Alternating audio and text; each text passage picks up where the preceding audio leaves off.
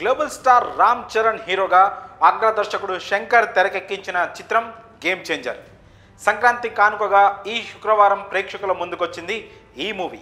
మరి ఈ game changer ఎలా ఉంది అనేది ఇప్పుడు రివ్యూలో చూద్దాం. ముందుగా కథ విషయానికి వస్తే, అభ్యుదయం పార్టీ పేరిట బొబ్బిలి సత్యమూర్తి ముఖ్యమంత్రిగా కొనసాగుతూ ఉంటారు. కానీ తన కొడుకు అలాగే మంత్రి కూడా అయినటువంటి బొబ్బిలి మోపిదేవికి ఎప్పటి నుంచో ఆ సీఎం కుర్చీపై కన్నుంటుంది. ఈ నేపథ్యంలో అదే ఏపీకి కలెక్టర్గా రామ్ నందన్ వస్తాడు. మరి తనకి మోపిదేవికి జరిగిన యుద్ధం ఏంటి? ఈ క్రమంలో సత్యమూర్తి రామ్ నందన్ని ఏపీ ముఖ్యమంత్రిగా ఎందుకు ప్రకటిస్తాడు? తను ముఖ్యమంత్రి అవుదామనుకున్న మోపిదేవి ఏం చేస్తాడు? బొబ్బిలి సత్యమూర్తికి అప్పన్నకి గతంలో ఉన్న సంబంధం ఏంటి? ఇలాంటి అన్ని ప్రశ్నలకి సమాధానమే ఈ గేమ్ చేంజర్ మూవీ. ఒకే ఒక్కడు శివాజీ తదితర సినిమాల్లో లాగానే గేమ్ చేంజర్ కూడా సమాజాన్ని ప్రక్షాళన చేయాలనే అంశం చుట్టూ సాగే కథ. అయితే ఇందులో శంకర్ గత సినిమాల్లో ఉండే సిన్సియర్ ఎఫర్ట్స్ మిస్ అయ్యాయి. నిజం చెప్పాలంటే శంకర్ సినిమాని చుట్టేశాడు. అక్కడక్కడ Shankar mark visuals, interval block, Appanna episode మినహా సినిమాలో ఎక్కడ మెరుపులు కనిపించవు.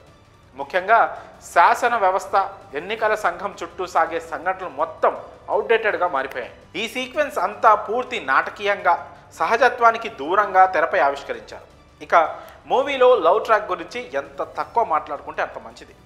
ఇంటర్వెల్ బ్లాక్ తర్వాత అప్పన్న క్యారెక్టర్ రావడం, ఓ 15 నిమిషాల పాటు మూవీ ఎమోషనల్గా కనెక్ట్ అవ్వడంతో గేమ్ చేంజర్ బయటపడ్డట్టే అనిపిస్తుంది. కానీ ఫ్లాష్ బ్యాక్ అయ్యాక శంకర్ మళ్ళీ చేతులు ఎత్తేయడంతో సినిమా గ్రాఫ్ అమాంతం పడిపోయింది. ఈ మూవీలో అతిపెద్ద ప్లస్ ఏంటి అంటే రామ్ చరణ్ కష్టం. యాంగ్రీ యంగ్మ్యాన్గా, అప్పన్నగా, పబ్లిక్ సర్వెంట్గా చరణ్ మంచి నటన చూపించాడు. లుక్స్ కూడా అద్భుతంగా ఉన్నాయి. అప్పన్న పాత్రలో అయితే ఏకంగా జీవించేశాడని చెప్పొచ్చు.